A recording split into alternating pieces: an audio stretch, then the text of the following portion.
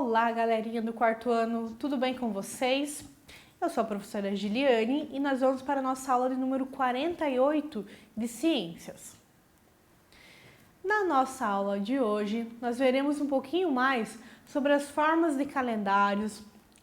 Nossos objetivos da nossa aula de hoje são associar os movimentos da Terra a períodos de tempo, sejam eles regulares.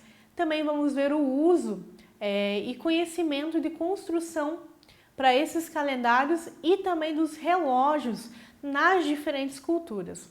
Vamos estabelecer a relação entre os ciclos do sistema Terra, Sol e Lua e também a utilização ao longo da história visando a construção dos calendários lunares. Então, para início de conversa, na aula de hoje, ainda continuaremos a falar sobre as formas de movimentação e as influências na nossa vida cotidiana.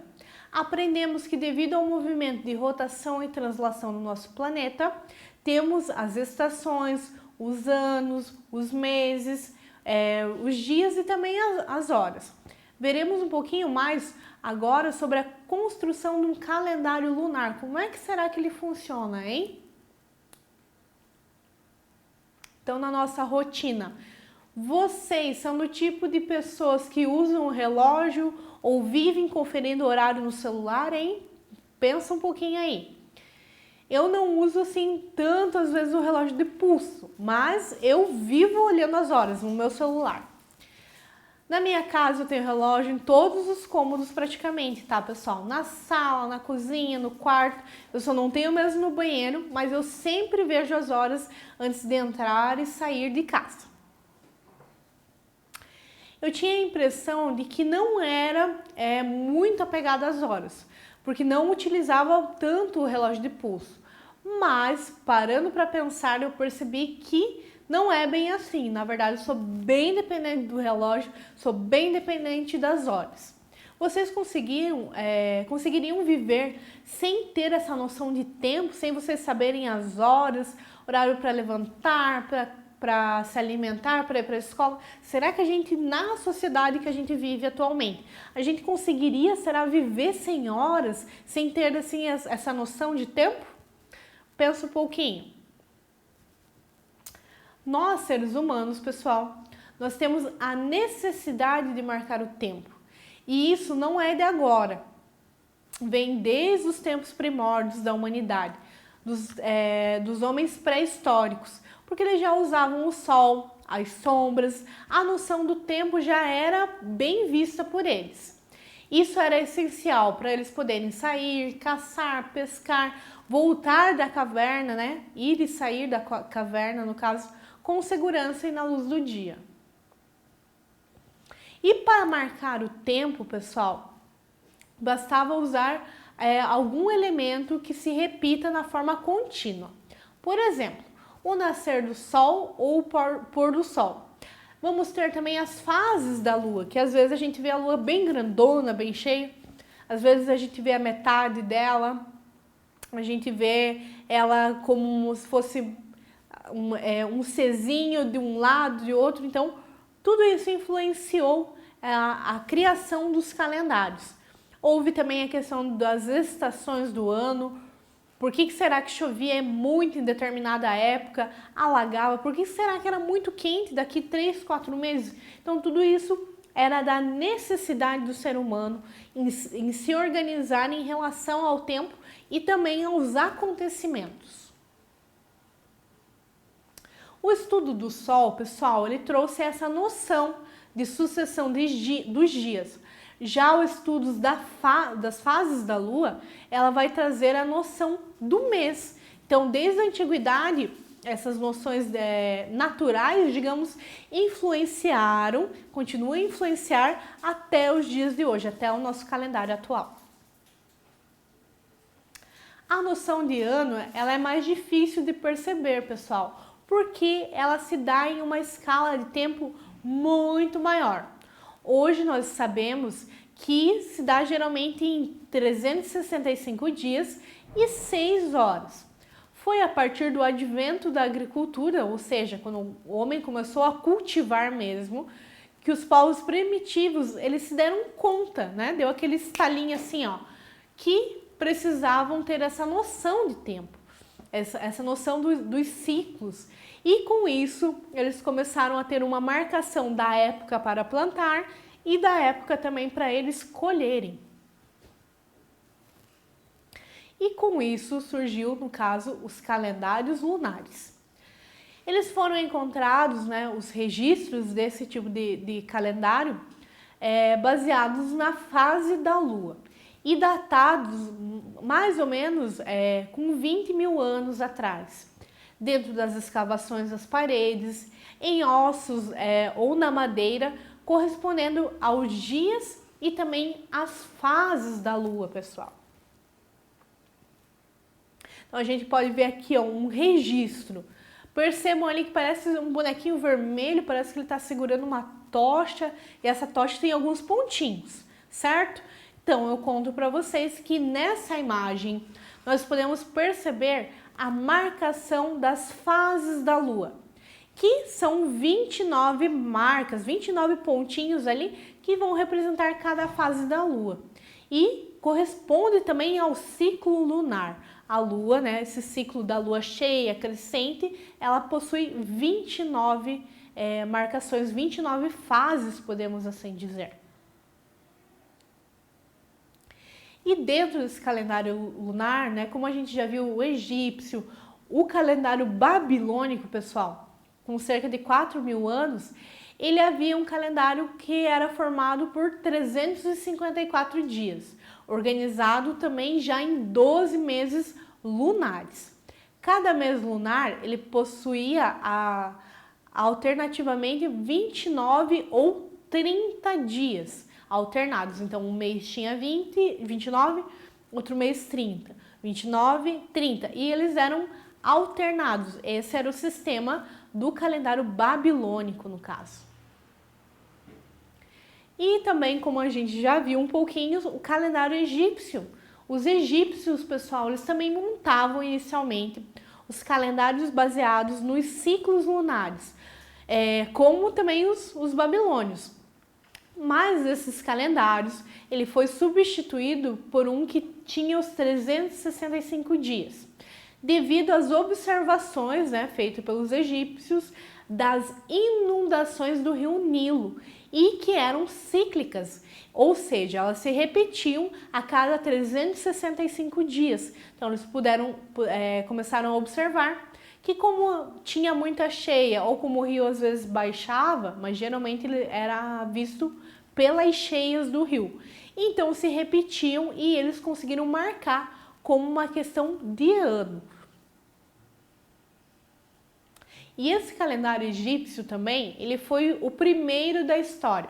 Pelo menos, né, ao que se tem conhecimento até agora, foi os egípcios, no caso, que criaram o calendário, que deram essa solução, essa origem e estruturaram ele certinho, com os dias, até chegar no formato que a gente tem um calendário anual. E eles já possuíam, no caso, os 365 dias. Esse protótipo, ou seja, essa ideia atual do calendário lunar é o calendário também islâmico. Então percebam que ele é bem diferente do nosso, mas ele vai levar em consideração os ciclos da lua, a questão do sol. Então tudo isso é marcado. A gente não consegue compreender muito ali os grifos, porque justamente está, né, na língua original, né, islâmico, enfim, na língua que eles falam. Se fosse português, né, a gente também teria de outra forma essa representação. Mas esse é um protótipo, no caso do primeiro calendário, da primeira origem do calendário. E nós sabemos que hoje o ciclo completo das fases da Lua, ela vai variar. Geralmente entre 29 dias, 6 horas e 29 dias e 20 horas. O valor médio conhecido com grande precisão geralmente é de 29 dias, 12 horas, 44 minutos e 8 segundos. Essa é a precisão das fases lunares. E o nosso calendário hoje, ele se baseia nos dados astronômicos, bem precisos devido ao movimento de translação em torno do Sol, e cada ano que a gente sabe que vai finalizar, né? A gente sabe que começa no dia 1º de janeiro e vai finalizar no dia 31 de dezembro. Então, a gente sabe que o nosso planeta Terra, ele deu uma volta completa ao entorno do Sol, fez esse movimento completo de translação. E eu vou trazer para vocês uma curiosidade bem importante. Curiosidade sobre a origem da data, sobre os dias mesmo que estão presentes no calendário. Uma vez que foi estabelecido como será determinado o calendário, surge outra questão. Quando cairá o primeiro dia desse calendário, ou seja, quando vai ser dia 1º de janeiro, ou quando vai ser o último dia, 31 de dezembro? Essa questão foi levantada, no caso. Foi em que dia da história corresponderá ao primeiro dia, né, do mês de janeiro do ano 1, que a gente está no ano de 2021. Agora, remetendo ao passado, o ano 1, por que será que foi a data do dia 1º de janeiro, por exemplo? Daí nós vamos... O calendário cristão, pessoal, ele surgiu no ano de 532 da nossa era.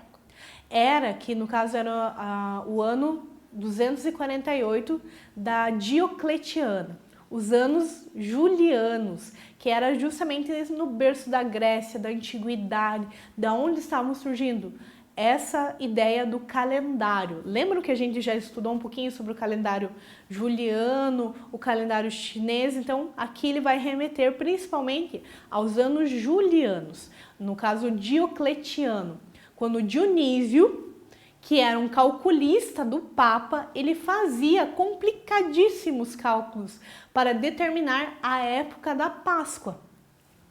E então surgiu, né, a contagem dos anos, tivesse o início do ano desde o nascimento de Cristo. Então a gente começa a ter uma noção mesmo de tempo, de calendário, a partir do nascimento de Cristo.